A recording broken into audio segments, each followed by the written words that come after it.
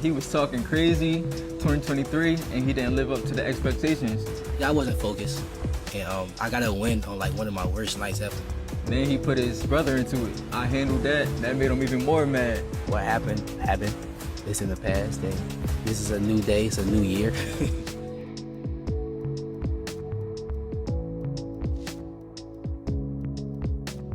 What's up, fight fans? Welcome to my channel. This is Johnny, and in today's video, we're going to be going over the statistics that nobody talks about when mentioning this weekend's fight at 140 pounds in Norfolk, Virginia, between Keyshawn Davis and Nahir Albright. The aftermath, everything that went on, now I feel like it's personal towards me. I'm coming back stronger mentally and physically this time.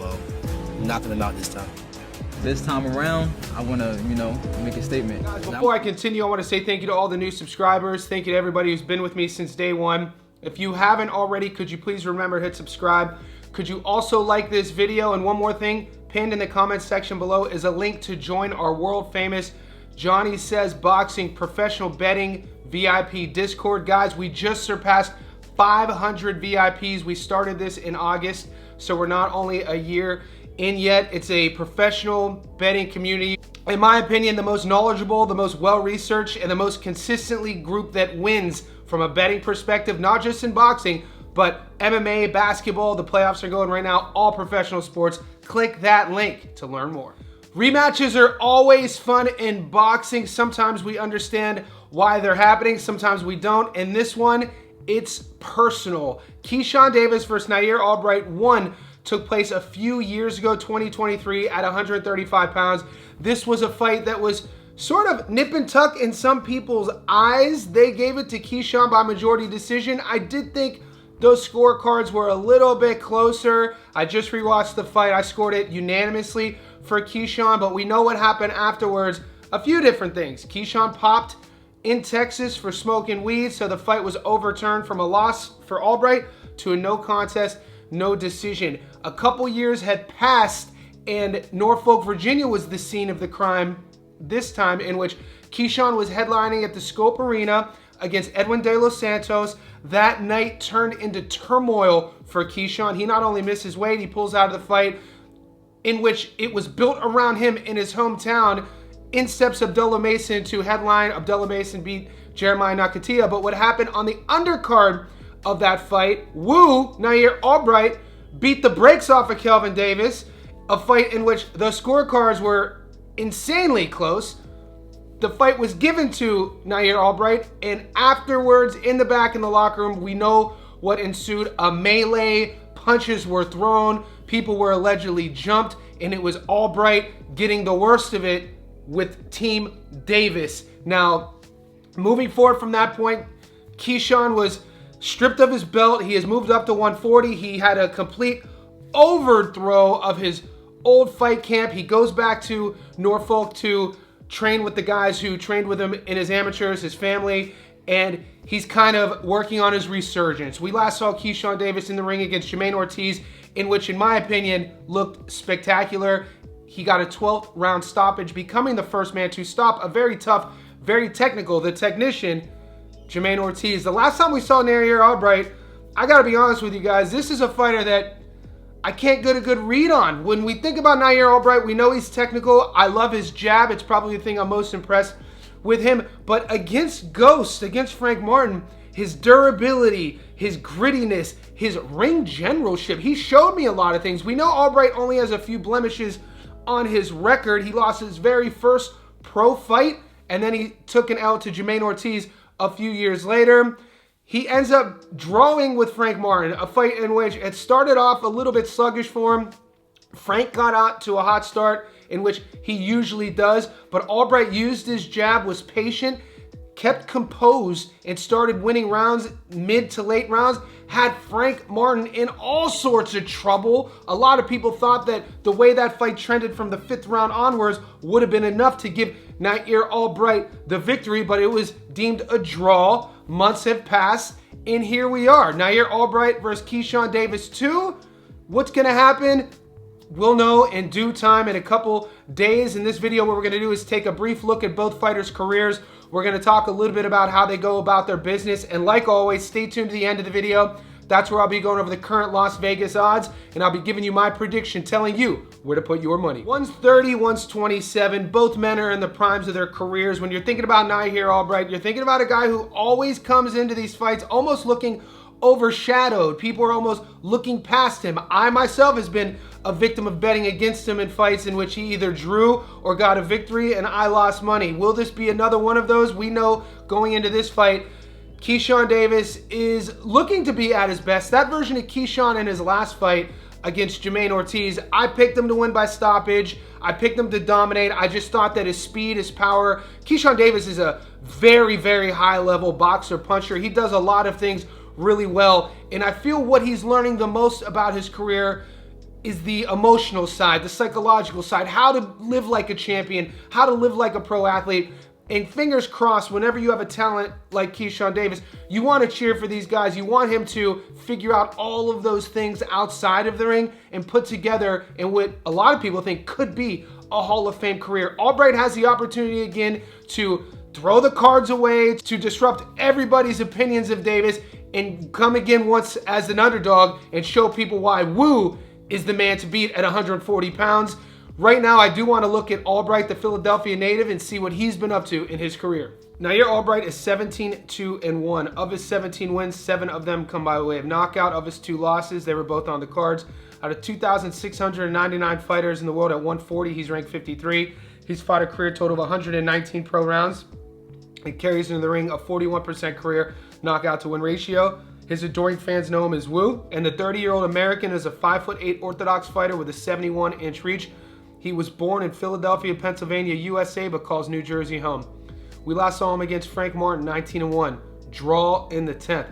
Kelvin Davis, 15-0, won a majority decision in the 10th.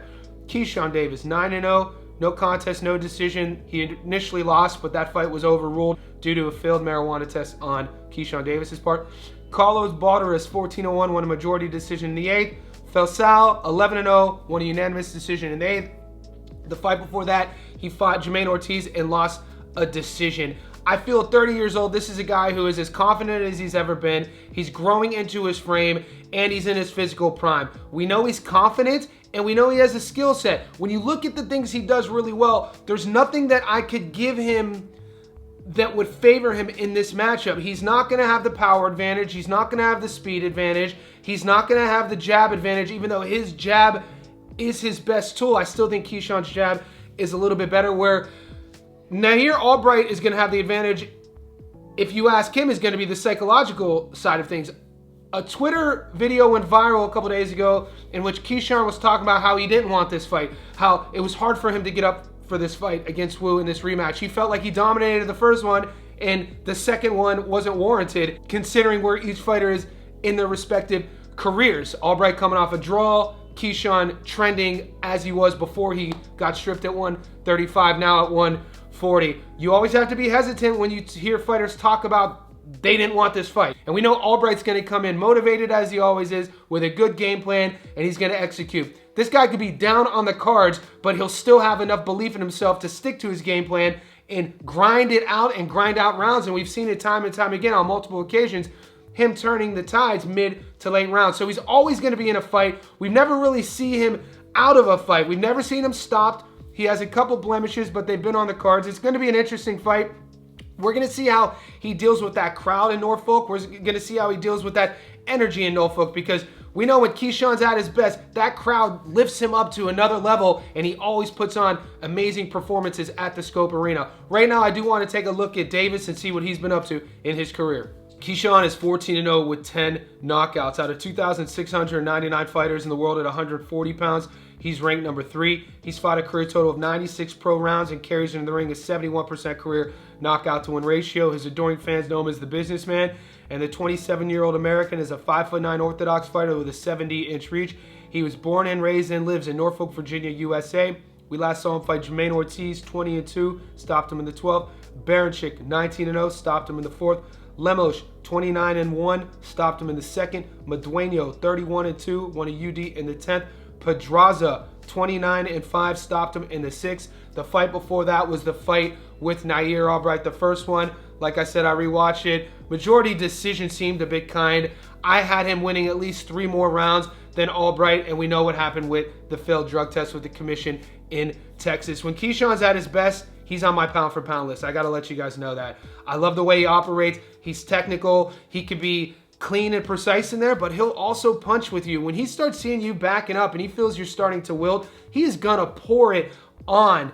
Is that pressure, is that power, is that speed going to be enough, A, to beat Wu, and B, to stop Wu? I told you his most recent wins, he's been knocking a lot of guys out. The only guy he hasn't knocked down in recent memory was Madueño. We know he's going to want to put on a show. We know this is personal. There's a lot on the line at 140. Will this be a slip-up fight for Keyshawn Davis? Is this a trap fight for Keyshawn Davis? Or will it be business as usual as he continues to elevate his name in the world of boxing and work towards becoming a 2-division world champion? Guys, before we go over the current Las Vegas odds, I do live streams every single day. I take your VIP questions on my live streams. We go over our long parlays, our props, the underdogs of the week. We go over the UFC. I give you guys my MMA parlays.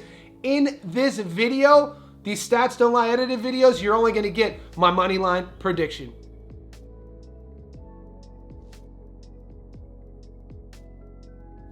Guys, before we look at these current odds, I did a poll on my Instagram. If you're not following me on Insta, search Johnny Stofko. Give me a follow. Say, hey, Jay, it's so-and-so from YouTube. I'll follow you back. You can take part in these interactive fighter polls that I do for every fight. In this one, over 90% say that Keyshawn Davis is going to beat Nahir Albright. So let's see what that correlates with the current Las Vegas odds. Wherever you're in the world, let's pull out your betting apps. On the money line, Keyshawn Davis is a massive favorite. $1.09. You put 100 on him, you get your money back plus $9. Albright is a $9 dog. 100 on Nahir, you get your money back plus 800. So an 8-to-1 dog. What I've been working on more recently is not putting any massive favorites on big parlays just because of risk versus reward. We just saw what happened with David Morrell. I do think Keyshawn Davis is going to win this fight. I think he's going to continue to elevate. I like where he's been trending. I love the way he looked against Jermaine Ortiz. And I just think from a skill set level, he's going to be way too much for Nahir Albright. Now, there is a prop bet that I'm going to give you free game right now that you see on the screen. It's plus money. If you guys aren't JSB insiders, I give you all of my tickets throughout the week. Sometimes there's 10, sometimes there's 5. Whatever ticket you get from me, it's always going to be plus money. So with this fight, the money line value isn't enough for me, but I am taking plus money Keyshawn Davis on points. I feel Nahir Albright, with the personal effects of this fight, with him already sharing the ring in the past, and just with how tricky Nahir can be, I'm leaning on the fact that Albright's toughness and durability will be enough to last the 12 rounds, and that's why I'm taking Keyshawn to win on points. This is not an echo chamber, guys. In the comment section below, let me know what you see. Do you think Albright could be the dog here at 8-to-1? Do you think Keyshawn's going to knock him out or win on points? And guys, stay tuned. If you haven't seen my breakdown, prediction, and analysis of the main event in Germany this weekend between Karen Chukajan and Patty Donovan, stay tuned to the channel because that's coming up right now.